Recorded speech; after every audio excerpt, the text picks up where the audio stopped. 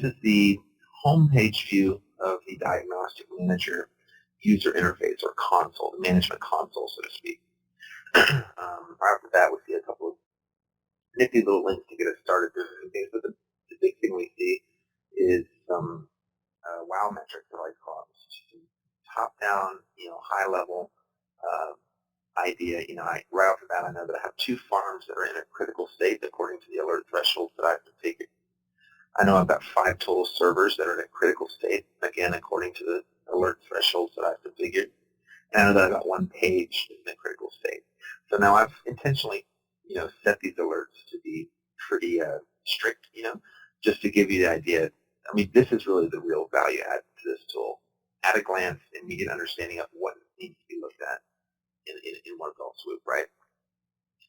I can actually minimize that information. And then below, we actually see some active alerts. So right off the bat, I see that my max server memory is high on a farm called SharePoint 2013 and a server called SQL, and then a value for that metric. So, I mean, hopefully this gives you an idea. So the point of this tool is to give us huge amounts of information right up front so we know exactly what we need to dig into. Getting a little deeper, I mean, this is just the home page. We can jump and look at specific farm scopes. You can see on the left tree view here, I've got 2 farms configured in this tool, one called 2013A, one called 2013B. I'm going to expand 2013A. I'm just going to select that top node. That top node will essentially, the overall theme you'll see as we go through this tool is granularizing down the tree, right? When I select this farm scope, I'm now seeing alert information specific to this farm. I see that I've got 3 servers of this farm in critical state. Got a bunch of data out there. I can see an overview of the content over time, a quick rundown of configuration data, what lives where, et cetera, et cetera. This ribbon is pretty consistent throughout the entirety, you'll see, but we've got some quick links to get us to some specific aspects of the farm, and some tools to actually generate and collect metrics on demand. Over the pages view, I can look at an overview of my pages. Don't have anything set up for this farm, but let's just move down the tree here. So the multiple scopes from which we collect, that's really what this all boils down to at DM. We're collecting data from various points across the SharePoint farm. The first point or scope would be the server scope, and this is going to be stuff at the OS level. Obviously, we have multiple servers in our farms, and we care, what the metrics look like on the OS for each of those servers. For instance, is the memory high? Do I need to put more CPU? Do I need more CPU power, et cetera, et cetera? The server scope is where we get information regarding those bits.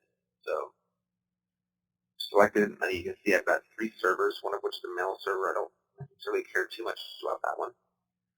One of which is SharePoint 2013A, which in my farm acts as an app server and a WFE, and as well as a search server. And then I've got a server called SQL, which is essentially my SQL Server host hosting all my content and configuration databases for this SharePoint farm. As I drill into this scope, I can get more granular and take a look at specific metrics particular to each of these server scopes, and then even farther to view specifically the resource stuff, i.e., memory, CPU, et cetera, et cetera. We have these fun little graphs that give us snapshots of the metrics collected data points over time. We've got a web scope where we see stuff about ASP requests, content or current versus maximum connections, ASP cache size, things of that nature.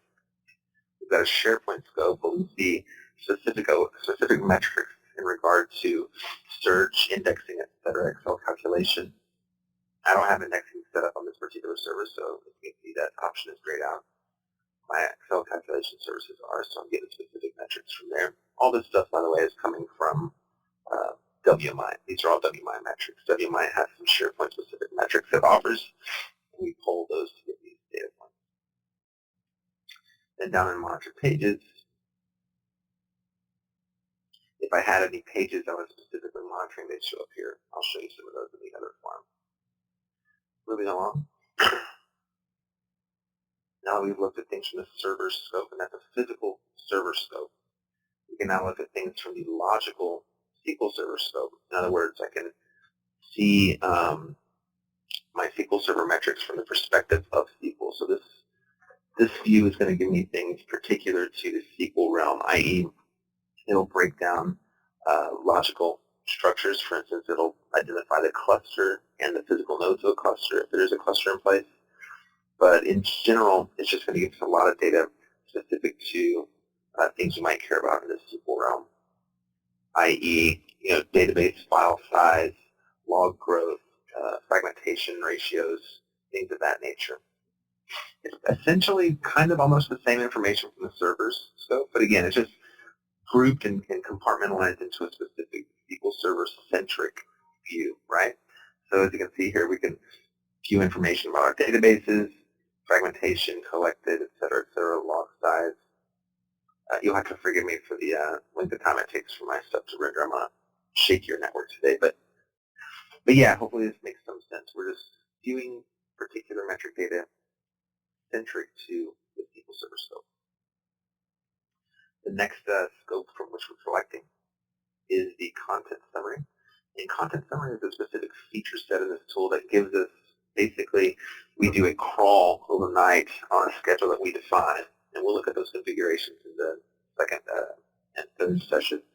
But essentially, it does a crawl of your content at a configured point in time and gives us an indication what content lives where. As you can see, this is broken down by web application and then furthermore by site collection. So if I select the highest level of the web app, when this renders, we'll see essentially a breakdown of what all content is out in this web app. For instance, how many site collections, how many websites, managed paths, et cetera, and then over time. Now the current value, yesterday's value, 7 days ago, 30 days ago, right? We can break that down into site collections and look at the data points over time and see how many things are where. But the cool part is, and obviously we can go into websites and lists. The cool part for me is the document composition view, which gives us an indication, actual file extension types. How many documents do we have? How many JPEGs are in the farm? What percentage of the total content is PDFs, et cetera, So this is information that's interesting for scaling and predictive analysis reporting, right? To give you an idea how you're growing and in what ways you're growing, or maybe even to give you an indication of what types of things need to be called back if you're doing spring cleaning, for instance. I mean, there's plenty of use cases I could come up with for how content summary can help you, but this is the scope from which we're going to see those content-specific data points. And we can collect all this stuff at the granular level, like specifically for particular site collections, or we can omit particular web apps. Because, for instance, you may not care about the central admin content because there's probably not too much out there. We can get that in our collection. So yeah, that's content summary. And then finally, we've got this monitored pages scope. And this is one of the big value props for this tool, is that it gives us, let me just get this guy working with me instead of against me for a second. But monitored pages gives us views of how quickly or efficiently our pages are rendering. I'm going to scooch over to the other farm real quick. I can show you. I've got one page set up there. Right? So I've got one test page set up, and right off the bat I can see immediately if he's in the green or red for load time or component. If I drill in, I can see that the page loads on average at 302 milliseconds. I can see that on the 15th I had some latency. It was lagging on the 15th for whatever reason. I can see that as of now, there are no 8 HTML controls, web parts, or web controls that are slow. And these 3 columns are provided to us by this component analysis feature. And we'll talk more about what this really is and what it means behind the scenes in the next section of this meeting. But as you can see, we can break down specific components on the page and how they're rendering, and whether or not they're rendering at times in line with what I have defined as good or warning or critical. And then, of course, as always, we've got some fancy graphs to take a look at things over time. Beyond that, we've got some alerting options. We can take a look at all of across the enterprise in a filterable view. And then we've got some reports that we can pull up just to give us an idea of, what alerts were active over the past 45 days. How, what were the CPU stats on server X over the past 90 days.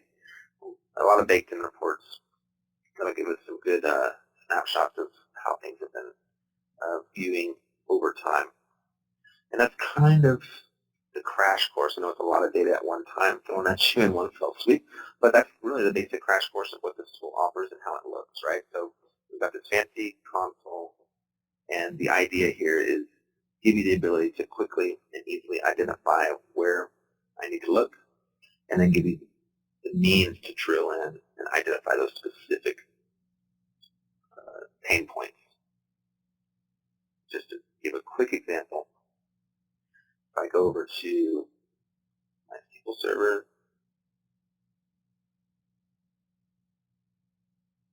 sorry, my network is slow. I see on my dashboard that I've got some critical alerts in configuration. Immediately pulls up what's going wrong. And this particular one is just a Boolean alert I've configured to let me know if and when a SQL Server instance is hosted on a virtual server. I chose to have that enabled. You don't necessarily have to. Max server memory is high. I can double click that. It takes me right to the graph so I can see over the past 7 days, for instance, where's my memory been. So yeah, the idea is to empower administrators to get to the data they need to see to troubleshoot and identify issues, or just to provide uptime reports over time to management, right?